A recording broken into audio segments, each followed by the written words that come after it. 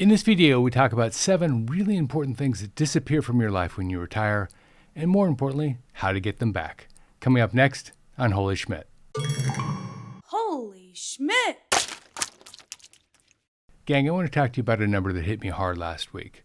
According to the Employee Benefit Research Institute's 2026 Retirement Confidence Survey, 46% of people who retire early do so against their will. And the reason is mainly layoffs, health conditions, and company closings. But here's something that very few people talk about.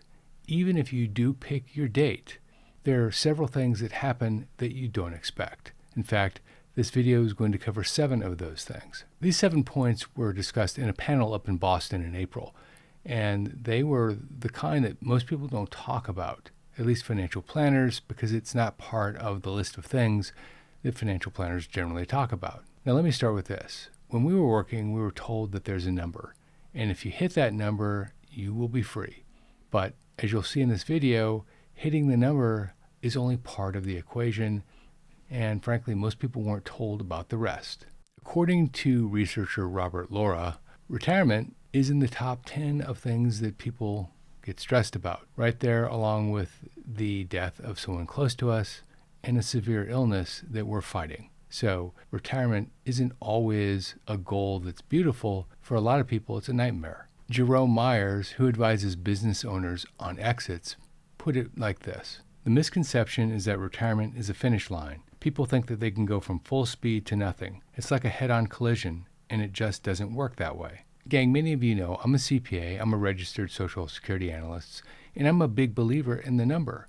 But there's a lot more to retirement than hitting your number. In fact, that's one of the reasons why I started this channel. So let's go through the 7 things that disappear when you retire. The first 3 are about who you are. The next 3 are financial. They're important. They're numbers related. And the last is most likely the most important one of them all. All right, let's jump into it. The first thing that goes quiet is friendships. Not all of them, but a meaningful number of them. And this is because life stages diverge in life. Wouldn't it be nice if your group of friends from high school all experienced life events together? Getting married, your first child, your first job, perhaps college, and of course, retirement. The fact is, the only thing that group does together is graduate from high school. From that point forward, their lives start to diverge in ways that they don't know and they can't see coming. And people develop new friends based on schedules, really. You see somebody at work for 20 years, and you share the same schedule until you don't. You think that's going to go on forever, but the minute your schedule changes, so does the nature of your friendship. Robert Laura's work at the RCA shows that adults get the majority of their social interaction through the workforce, the majority of it. The person that you have coffee with, the person that you share a project with, the person you complain to about that project, the person who sits next to you in the office. These are your social connections for 20, 30, even 40 years. If you take work out of the equation, then a very large percentage of your human contact goes with it. This isn't catastrophic, but it is real. And the people I know who handle this the best are the ones that see it coming and are comfortable with the fact that it's coming. They have a plan for it. These are the people that built a few connections before they retired. They joined a board, a charity. They started doing other things. They joined a club. They became good at chess, and they played chess in the park on the weekends with friends. Who knows? And the ones who handled it poorly were the ones that assumed that the old friendships would just continue on, despite the fact that you're not sharing the same schedule anymore. The second thing that goes are the daily compliments that hold you up. These are the little affirmations that make your day go by quickly and make you smile. The boss who told you that he loved your report. Someone who said they liked your tie. If you wear a tie, that is. And for 30 or 40 years, you had these daily affirmations. These were the things that kept you going. It could be somebody that heard you present at a company event. It could be your paycheck that came in every 2 weeks. But there was evidence there that you were important. The day you retired, all of that stopped. Bonnie Treichel said something on the panel that stuck with me. She talked about how retirement is built on feedback, and retirement removes the feedback loop. And if you don't replace it with something, the silence in that loop is where depression begins. Robert Laura said it cleaner. The retirees who do well are the ones who actively replace what work was giving them. New identity, meaningful roles, not just idle tasks. social connections, mental and physical activity, living by their values. And candidly, that's a lot of replacement. Retirees assume that they're going to leave work on Friday into retirement, and by Monday, it's all going to be replaced. But that's not the case. The third thing that goes silent is structure, the roadmap of your day. You don't really need to decide what you're going to do because that's all decided for you. The 10 a.m. meeting, the 12 o'clock lunch, the 2:30 report that's due, the 5 o'clock departure from the office. That's all pre-planned for you.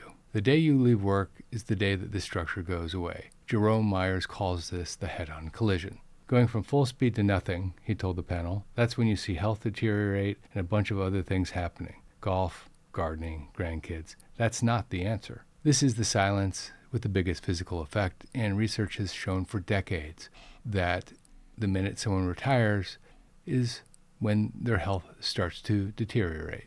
The structure isn't about your calendar, though. It's about your body and brain. It's about the things that they do together. The human animal doesn't do too well if you take those away. The next three we're going to talk about aren't who you are, but they're about money, a really important topic that people gloss over when they retire. And the first is one that nearly every retiree feels the most. And what is that? Direct deposit, your check. For 30 or 40 years, every 2 weeks, a check arrived in your account. Money in, money in, money in. You knew it was coming, you planned around it, and your whole life was arranged around the fact that you're going to have a certain type of cash flow at a certain point in time. The day you retire, though, that flow reverses. It's money out. This is the silent flip from accumulation to decumulation. And Bonnie Trickle said it best. She said, "We're so focused on getting to the number, we don't focus on how we actually spend the money we've saved." That right there is the most expensive emotional shift in retirement, because when the paycheck ends, people overcorrect. It's often the reason people take Social Security at age 62, not because they need the money and not because they think it's the right decision, but they need a paycheck coming in, and Social Security is a good substitute, at least in their head. And don't get me wrong, there are a lot of good reasons to take Social Security at 62 or at different ages. I have an entire course called Social Security Simplified, which talks about this point. But needing a consistent paycheck simply because it makes you feel good is not one of those reasons. So they start doing other things that make them feel like they're doing the right thing financially. They'll take a giant Roth conversion because they think that that's what they're supposed to do. But they don't realize that instead of taking one conversion, maybe they should take 5 smaller conversions. In that big conversion, it triggers a tax bomb they didn't see coming. The EBRI shows this in the numbers. 27% of retirees actually retire before age 60, but only 12% of workers had planned on that. The deposit ending earlier than expected, combined with the urge to fix it fast, is one of the most expensive decisions in retirement. Gang, speaking of Roth conversions, a Roth conversion isn't a yes or no decision. It's a timing decision. Bolden's Roth Conversion Explorer analyzes your income, taxes, and future RMDs year by year, and then runs multiple scenarios to help you optimize them, when or if converting actually makes sense. And Bolden is one of only 3 affiliates we have on this channel, and it's the personal financial planning software that I personally use. If you'd like to try Bolden free for 2 weeks, go to go.bolden.com/Schmidt. You can use our affiliate code that will give you 2 weeks free of their full featured software. After 2 weeks, if you want to keep it, it's just $12 a month paid annually. The fifth thing that goes quiet is your 401k contributions, and no one warned you about this. The moment you stop contributing to your 401k, a clock starts ticking. And that clock is the run-up to required minimum distributions. And it could be 15 years away, it could be 10 years away. But at a point in time, you're going to have RMDs, required minimum distributions. And that period of time is the most valuable financial real estate you have in your portfolio, because if you're going to do a Roth conversion, it's a pretty good time to do it because your income is lower and you can mitigate some of the RMD fallout if you convert early. And because you have a lower income, usually speaking anyway, after you retire, you have other options that come online. You have a capital gains harvesting window that opens up where you can sell shares and pay low or no income tax on those gains. We're also going to talk about your IRMA management window, and this is so important we're going to save IRMA for a different discussion. But just know that from the time you retire, you have a lot of options because you have lower income, generally speaking. It's one of the best opportunities, generally speaking, to move money from the taxable side of your ledger to the tax-free side of your ledger, and it has an expiration date. Bonnie Treichel and Jamie Hopkins, who released a book called Your Retirement Sketchbook on March 31st of this year, literally recommend you sketch this window out on paper, pencil and paper, before retirement. The sixth thing that goes silent is your company health plan. It just ends. And somewhere in there, Medicare begins. Medicare on its own doesn't cover what your employer health plan covered. And somewhere in there, you'll have to contend with something called IRMA, Income-Related Monthly Adjustment Amount. IRMA is a surcharge on your Medicare Part B premium and your Medicare Part D premium based on the amount of income you have coming in retirement. And the part that most people miss is that it's not like your tax return. It's not based on last year's income, so it catches people off guard. It's based on your income from 2 years ago. Now, there are a lot of reasons for this, but the big one is that Medicare doesn't calculate your tax return. It needs a bit of time, and so it takes the data from the IRS and uses that to determine your IRMA surcharge, if you have an IRMA surcharge. So you can retire in January of 2025 and earn $40,000 that year, and in 2026, you have an IRMA surcharge because 2 years earlier, 2024, your income was $110,000. And just to get crystal clear on this point, in 2026, the Medicare Part B premium, the standard premium, is $202.90. With IRMA, that premium can be as high as $689.90 per month, per person. The 2026 brackets for 2024 are $109,000 if you're single, $218,000 if you're married filing jointly, and they go up from there. There are different tiers, but each tier is a cliff. It's not like your taxes where you pay an average amount, because once you go over that tier, even by $1, you owe the surcharge for the entire tier. Now, there are some exceptions to this, and that's the good news. If you have one of these exceptions, you file Form SSA 44, and you can ask to be exempt from the surcharge. If you have a life-changing event like retirement, divorce, or the death of a spouse, you can file Form SSA 44. If you have one of these events, you can ask that your Part B premium be reduced based on your current income, not the income from 2 years ago. And the fact is, it's one of the most underutilized tools in Medicare planning because most people don't even know that this option exists. They think that they're stuck. The seventh thing that goes silent, and probably the most important one of them all if you're married, your conversation with your spouse. It often goes quiet. Two people who didn't see each other from, say, 8 a.m. in the morning till 6 p.m. in the evening, 5 days a week, are now suddenly home together with not a lot to talk about because one of the things you talk about is work. How was your day, honey? Those are the questions that come up, yet in retirement, they don't come up. Bonnie Treichel said something in the panel that I think about a lot. She said her mom filled her day with a lot of different activities, and her dad didn't do a thing. And that caused a lot of stress in their marriage. Now, I'm not a marriage counselor, I'm a CPA, but I can tell you the math gets a lot worse if there are two households that have to be supported on the same income. And the silence that does the most damage to a long marriage is the silence of two people figuring out what to do together now that one or both of them isn't working anymore. On the panel, Robert Lara summed it up nicely. He said, retirement is not a feeling. If you think you're going to feel a certain way when you retire, you're probably wrong.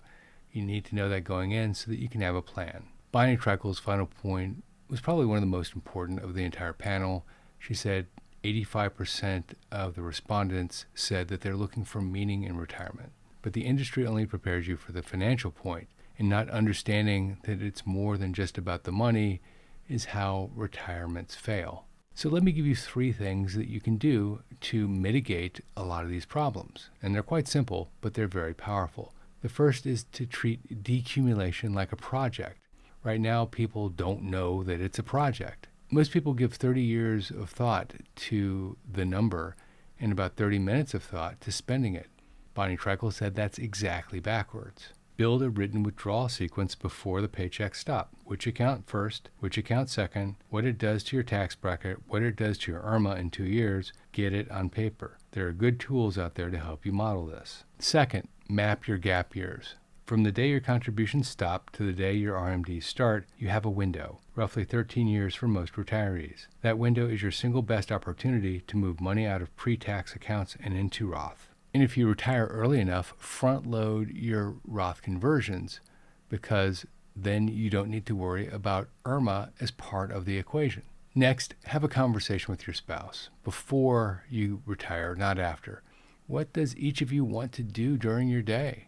Do they align? Do they not align? Are you both okay with that? Your retirement sketchbook is about this conversation and a whole lot more. It's about $20 on Amazon. And by the way, I don't make a dime from recommending this. It's just something that's an important book I think most people should have before going into retirement. The book, by the way, is cheaper than a marriage counselor, and both the book and a marriage counselor are cheaper than divorce. If you like this video, check out that video. Most retirees don't know that this Roth conversion window closes after 2028. Also, don't forget to check out Bolden. Go to go.bolden.com/Schmidt to get your 2 weeks free. This is Geoff Schmidt, and I will see you in that video right there.